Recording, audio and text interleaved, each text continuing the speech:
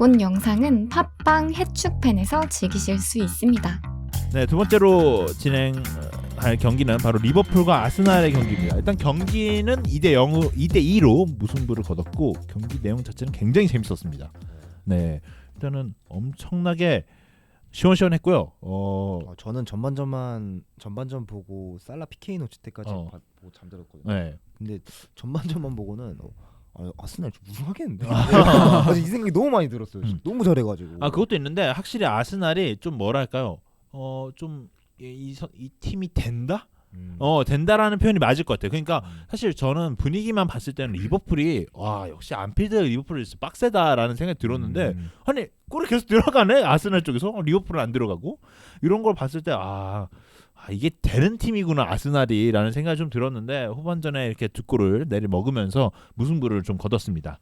먼저 선발 라인업부터 한번 살펴볼까요? 네, 이제 리버풀은 첼시전에 이어서 존스, 파비뉴, 핸더슨의 중원이 구성되었습니다. 아무래도 바세티치가 지금 장기 부상으로 빠져있는 상황이고 티아고도 이 경기에 교체 출전하긴 했지만 몸 상태가 100%라고 하기엔 좀 어렵기 때문에 커티스 존스가 이번 경기에서도 출전을 했고요. 그리고 루이스 디아스가 다시 부상으로 빠져있기 때문에 조타가 왼쪽 윙으로 선발 출전했습니다. 그리고 다르윈 누네즈는 이번에도 벤치에서 출발했고요.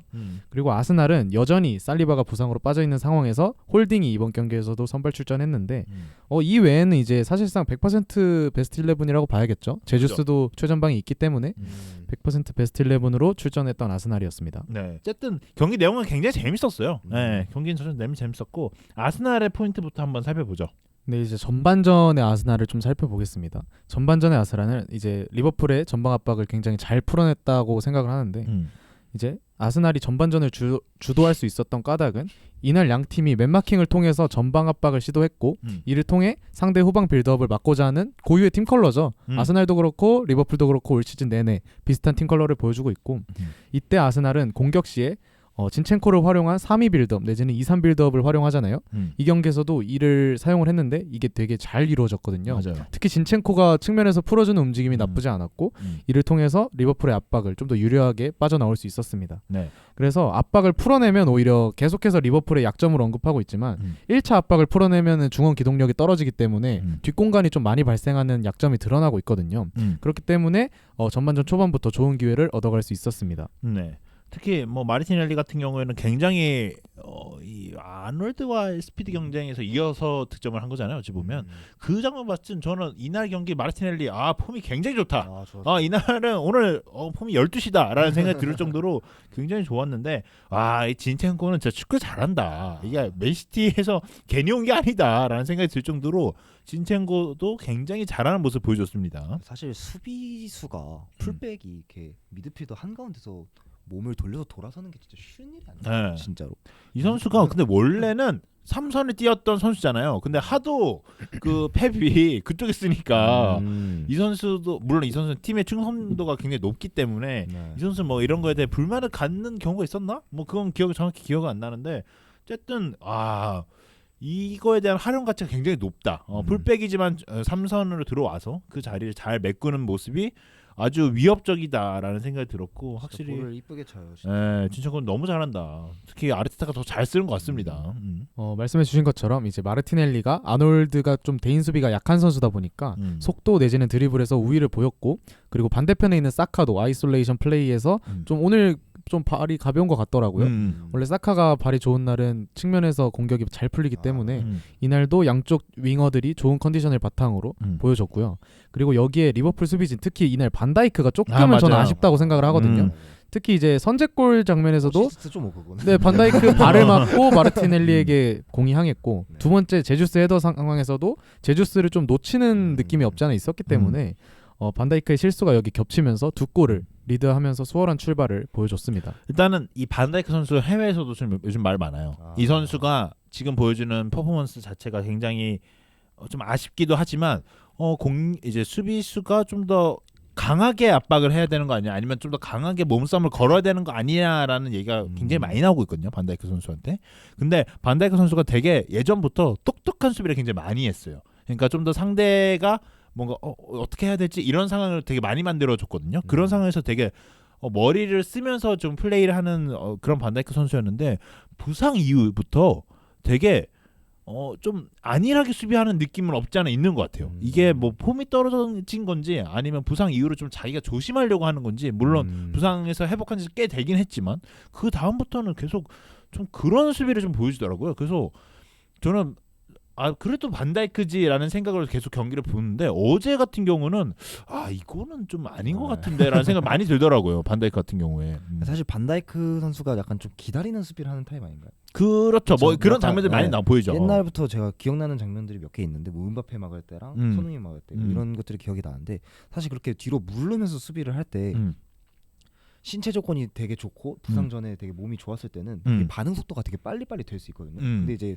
부상도 당하고 자연스럽게 자신감도 떨어지고 그러다 보니까 말씀해 주신 것처럼 신체적인 조금 문제가 좀 있고 심리적인 문제가 좀 있어서 그 상황 판단이 조금 빨리 안 되는 느낌? 그런 어제 실점하는 장면도 빨리빨리 처리를 했으면은 실점하지 않았어야 할 장면인데 사실. 맞아요. 근데 그렇게 내주는 거 보면 사실 옛날에 그 3년 전 이때 반다이크 압도적인 막 모습 그런 모습은 더 이상 찾아보기 힘든 것 같다. 그런 생각이 좀 많이 드는 것 같습니다. 네. 네, 그래서 본론으로 돌아오자면 아스날이 이렇게 좀 반다이크의 실수와 자신들 윙어의 좋은 폼이 겹치면서 두 골을 리드할 수 있었고 그리고 아스날은 수비 시에는 파티 마갈량이스가 리버풀 공격진에 대한 대인 수비를 굉장히 잘 수행을 했어요. 앞서 말씀드린 것처럼 리버풀도 그렇고 아스날도 그렇고 맨마킹을 활용한 전방 압박이 좀 특기인데 이날은 좀 아스날의 맨마킹이 좀 더 섬세했다, 한 수 위였다라고 평가할 수 있을 것 같습니다. 그래서 리버풀은 아놀드를 좀 중원으로 옮겨서 빌드업을 풀고자 했고 때로는 라볼피아나처럼 활용하기도 하더라고요. 그래서 아놀드의 킥력을 바탕으로 롱패스 비중을 늘리다 보니까 역시 아까 전 경기죠. 맨유 에버튼전에서 언급했던 것처럼 좀 상대 압박을 한 번에 벗어나려는 시도를 많이 보여줬던 것 같습니다. 어쨌든 뭐 이날 경기에서 아놀드도 핵심이었던 것 같더라고요. 제가 볼 때는. 근데 물론 이 마르티넬리한테 득점 장면을 내주는 장면 같은 경우는 확실히 이 선수가 수비 능력에 대해서 굉장히 의미를 많이 갖잖아요. 공격진 같은 경우는 공격 시에는 굉장히 공격적인 좋은 모습 많이 보여주는데 어쨌든 이날 경기에서는 아놀드를 조금 더 활용해 보려고 하는 뭐 클럽의 모습도 보였던 것 같아요. 일단은 뭐 리버풀 이제 아스날 얘기해봤으니까 이제 리버풀도 한번 얘기해 보면 좋을 것 같아요. 일단은 리버풀 같은 경우에는 후반전에 좀 저력이 좀 발휘가 된 것 같아요. 네, 여기는 안필드다라는 거를 진짜. 정말 모두에게 정말 수많은 시청자들에게 깜짝 놀라게 보여줬는데 후반전의 리버풀은 정말 압도적이었다고 표현해도 과언이 아닐 것 같아요. 리버풀은 후반전에만 13개의 슈팅을 기록했거든요. 그러다 보니까 오늘 경기 총 사이트마다 살펴보면 XG 값이 4에서 5 사이, 그러니까 4골을 기록할 수 있을 정도로 많은 기회를 만들어냈다. 네, 몰아쳤다라고 볼 수 있을 것 같습니다. 이게 PK가 뭐 0.7이라고 계산을 많이 하니까 PK 놓친 거 생각해 본 것도 있고 램스데일이 한 2개에서 3개 정도 엄청난 선박 보여줬거든요. 그런 거 생각하면 4골 5골 충분히 될 수 있을 것 같아요. 이게 경기 전체죠. XG 값은. 네, XG 값은 경기 전체고요. 그래서 이날 램스데일도 이제 좀 살펴보자면 아까 XGOT라고 좀 유효 슈팅에 비한 그런 골 순도를 봤을 때 오늘 램스데일이 3.07에 달하는 리버풀의 XGOT 값을 막아냈습니다. 그러니까 최소 3골은 먹힐 수 있었는데 근데 2골로 막아냈으니까 그리고 사실 경기를 보면 이 이상으로 잘 막았다고 생각이 들거든요. 맞아요. 진짜 잘해요. 이거는 정말 지는 경기를 지켜냈다라고밖에 설명이 안 될 것 같고 사실 리버풀의 후반전은 좀 전술적으로 되게 딥하게 살펴볼 만하다기보다는 좀 더 교체 카드를 활용한 그런 전술 변화를 살펴보는 게 좋을 것 같아서 리버풀은 이제 공세가 이어지는 상황에서 양팀 모두 교체를 단행했습니다. 네. 리버풀은 이제 조타와 커티스 존스, 파비뉴를 뺐고요. 누네즈, 알칸타라, 피르미누를 투입을 하면서 좀 더 보다 공격적인 교체를 단행했습니다. 저는 사실 이거 할 때 좀 불안했어요. 야 이거 한번 두 번 역습 맞으면 안 될 것 같은데라는 생각 들었거든요. 그러고 나서 경기를 보는데 와 그 너무 몰아치더라고요. 그래갖고 이거는 클럽이 진짜 대담하다라는 생각이 들 정도로 교체 카드는 성공했죠. 어찌 보면 이제 그쵸. 물론 3대2가 될 수 있는 상황은 벌어졌지만 2대2가 됐음에도 한 골을 넣었으니까 어쨌든 공격적인 상황을 잘 만들었고 클럽은 이게 성공했습니다. 특히 피르미누가 나왔다는 것 자체가 굉장히 저는 핵심 포인트지 않았나라는 생각도 들어요. 이제 수비형 미드필더인 파비뉴를 빼고 이제 피르미누를 투입했다는 것 자체가 난 골을 넣겠다라는 클롭 감독의 의중을 확인할 수 있을 것 같고 근데 결과적으로는 피르미누가 동점골을 기록했고 그리고 티아고가 측면에서 공격을 풀어주는 모습이 굉장히 인상적이었거든요. 이제 로버트슨이 좀 더 직선적으로 박스 부근으로 움직이면 티아고가 약간 박스 밖에서 벗어나서 공격을 풀어주는 모습이 좋았기 때문에 뭐 전체적으로 봤을 때는 리스크가 있었음에도 이 교체는 성공이라고 볼 수밖에 없을 것 같습니다. 네. 그리고 반면 아스날은 보다 수비적인 교체를 단행을 했는데요. 제주스, 웨데고르, 진첸코를 빼고 키비오르, 트로사르, 티어니 이렇게 3명의 교체 카드를 사용했습니다. 네. 근데 피르미누의 투입으로 이미 공격 숫자가 많아진 상태였기 때문에 이에 대응하기 위해서 키비오르를 투입을 해서 5백으로 전환했다라고 볼 수 있을 것 같은데 사실 아르테타 감독이 전술의 틀을 깨는 교체 카드를 잘 활용하는 감독은 아니거든요. 어느 정도 자신의 플랜 하에서 자리마다 요소를 바꿔주는 감독이지 이렇게 막 포메이션을 무너뜨린다거나 그런 감독은 아닌데 이날은 이제 리버풀의 5명의 공격수에 맞춰서 5명의 수비수를 배치를 하는 그런 선택을 단행을 했습니다. 진짜 이기고 싶었나 보다. 네. 근데 이게 저는 이게 결과론이어서 그런데 이 키비오르를 넣은 이유가 사실 키비오르를 넣은 시점이 80분이거든요. 이 넣은 시점을 피르미를 막으려고 넣은 거예요, 이거. 근데 그러니까 이제 키비오를 보고 야 너는 무조건 피르미누만 막아. 너는 피르미누를 막으면 돼. 아니면 다른 수비진 중에 한 명한테 피르미누만 막으면 돼라고 얘기를 했을 거예요. 근데 그 크로스 장면에서 이제 피르미누를 놓친 게 그게 하드가 된 거죠. 이제 골을 먹기는. 그리고 그 장면을 보면 이제 아놀드가 진첸코의 알랭을 깠죠. 그러고 나서 맞아, 이제 그것도 컸죠. 맞아요. 그쵸. 진첸코가 그러고 나서 교체됐기 때문에 진첸코를 이게 사실 진첸코를 질책성으로 교체했는지 아니면 원래 티어니를 준비시키고 있었는지는 확실하지 않지만 정말 이 타이밍은 조금 아쉽지 않나. 물론 이것도 결과론이지만. 네. 근데 이거 진첸코는 이때 그냥 바꾸려고 했던 것 같아요. 왜냐면 그랬을 거예요. 티어니가 이미 그 준비를 하고 있었어요. 그 교체를 하려고 준비를 하고 있었는데 진첸코가 그렇게 벌어진 상황이 벌어졌거든요. 그래서 카메라에 어떤 장면이 잡혔냐면 아르테타가 이제 교체 전술 하시는 그 코치분한테 그 교체를 할 건지 말 건지 티어니 다시 한번 확인하더라고 아르테타가. 근데 아르테타가 그냥 고시켰단 말이에요. 그걸 봤을 때는 그냥 진작에 티어니를 바꿀 생각을 하고 있었는데 아마 골이 들어가고 나서 그럼 이 상황에서는 어떻게 합니까?라고 그 코치가 물어본 것 같아 아르테타. 근데 그냥 바꿨죠. 진첸코는 이제 자신의 마지막 수비에서 그래서 잘했는데 당했죠. 사실. 경기는 잘했는데 뭐 어쩔 수 없죠. 그래서 결과적으로는 2대2가 났기 때문에 근데 사실 아스날 입장에서 이 경기를 비긴 것 자체는 아쉽지만 후반전의 양상만 봤을 땐 지지하는 게 다행이다 맞아. 라고 정리할 수 있을 것 같고 근데 저는 이렇게 리버풀에게 흐름이 넘어간 이유 중에 하나가 좀 이제 경기 운영? 심판의 좀 아쉬운 판정이 아쉬웠다기보다는 더러웠어요 경기가. 좀 경기 컨트롤을 제대로 못하지 않았나라는 생각이 좀 들었거든요. 일단 폴 티어니 심판이었거든요. 근데 이날 경기도 굉장히 거친 파울도 엄청 많이 나오고 경기 자체가 그냥 뭐 저 더럽다고 표현했는데 확실히 좀 시끄러웠어요. 뭐가 자꾸 벌어지고 또 뭐가 벌어지고 계속 벌어졌거든요. 그래서 전체적으로 경기 자체가 조금 좀 통제가 안 된다라는 생각이 좀 들었어요. 우선 전반전에는 아스날이 주도하고 있었는데 이제 자카와 코나테였나요? 아놀드랑도 부딪혔고 그렇게 좀 거친 파울이 오고 가는 과정에서 옐로 카드가 나오기 시작을 했습니다. 근데 그러다 보니까 선수들이 좀 더 그러니까 분위기가 과열되는 양상이 흘렀잖아요. 그러다 보니까 경기의 통제가 좀 어려워지는 상황이 이뤄졌고 아스날이 자신들의 흐름대로 주도하는 과정에서 리버풀에게 순간적으로 분위기가 넘어가는 그런 결과로 맞았다고 생각을 하고 그리고 결과적으로 양팀 선수들의 감정 싸움이 생기다 보니까 이날만 옐로 카드가 8장이 나왔거든요. 그래서 저는 사실 후반전에 야 이거 누구 한 명 퇴장 당하겠다. 이거 한 명쯤은 퇴장 당하면 하겠다. 그게 변수겠다 했는데 다행인 건지 그렇진 않았고 근데 결과적으로는 폴 티어니 심판이 좀 경기 통제를 좀 더 잘했으면 어땠을까 하는 아쉬움은 남는 것 같습니다. 이건 뭐 심판 얘기는 뭐 하지 않겠습니다.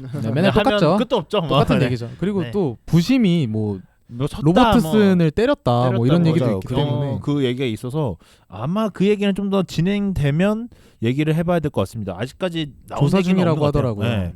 어쨌든 뭐 요즘 심판 관련된 얘기가 좀 나오고 있는 것 같은데 그 문제도 다시 한번 확인을 해봐야 될 것 같습니다. 그리고 마지막으로 이 아스날이 이날 경기를 비기면서 우승 가능성에 대해서 다시 한번 화두가 되고 있는 것 같아요.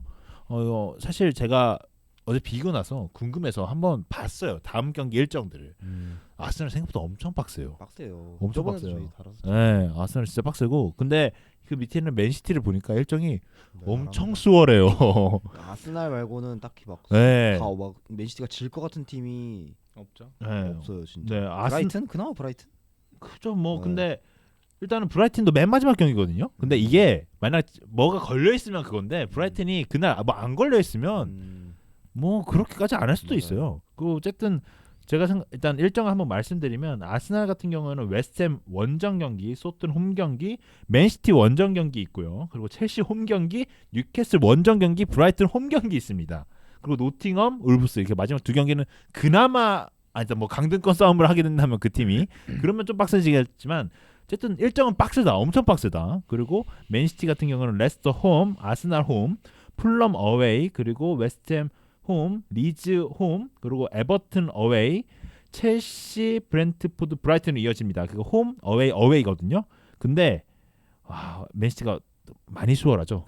그러니까 지금 상황에서 보면은 맨시티가 자력 우승이 가능한 상황입니다. 네. 지금 아스날을 잡고 남은 경기 다 이기면 골득시 차에서 맨시티가 지금 앞서고 있기 때문에 그렇게 되면은 맨시티가 우승이에요. 네. 아스날이 다음 경기에서 최소한 무승부라도 거둬야 조금 우승에 좀 가까워질 수 있는 건데 네. 이게 쉽지 않을 것 같네요. 요즘 맨시티가 기세가 너무 올라와요. 맞아요. 네. 그리고 일단은 뭐 승점 30경기에서 승점이 73점이고 아스날이 골득실이 43점이에요. 맨시티 같은 경우에는 29경기 그러니까 29경기에서 승점 67점에 골득실 48경기거든요. 근데 여기서 자력 우승이 가능하다고 얘기하는 게 아스날을 맨시티가 이기면 무조건 가능해요. 골득시도 깎이죠. 네. 네. 그리고 이제 뭐 골득실도 뭐 깎일 일 거의 없기 때문에 만약 아스날이 엄청나게 많은 득점을 하지 않는 이상 깎이지 않기 때문에 사실 아스날의 우승 가능성이 다시 한번 좀 어렵지 않을까라는 얘기가 지금 슬슬 나오고 있는 시점인 것 같아요. 사실 맨시티가 한 경기 덜 치른 상황에서 지금 6점 차잖아요. 네, 근데 이 한 경기를 맨시티가 질 거라고 생각되진 않거든요. 맞아요. 일단 당장 다음 경기가 레스터를 자신들의 홈으로 불러들이는데 지겠습니까?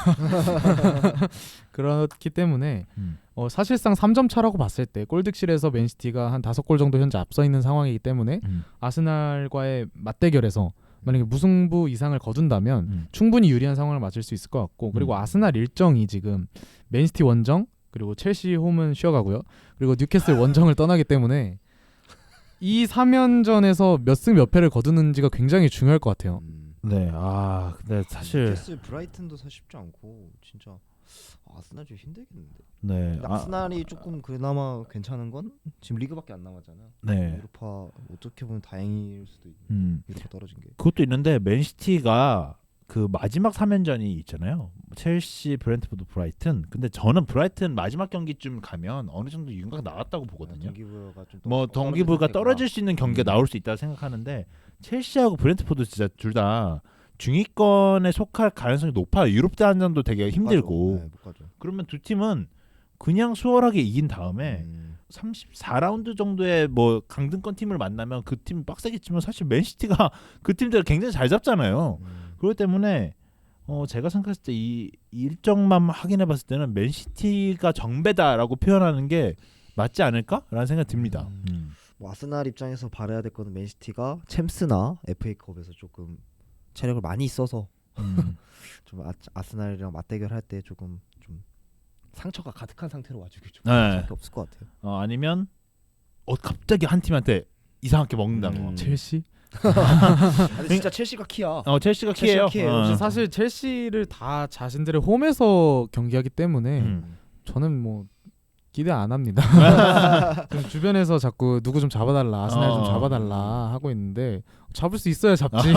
잡고 싶은데 그건 어려울 것 같고. 네, 어쨌든 경기 이렇게 일정만 좀 확인해봤을 때는 아스날이 쉽지가 않다. 아스날이 좀 어려운 상황이 많이 벌어질 것 같다는 생각이 좀 들긴 하는데 그래도 모릅니다. 아스날이 또 맨시티전을 어떻게 준비할지도 몰라요. 그렇죠. 아스날 같은 경우는 사실 리그 준비만 하면 되거든요.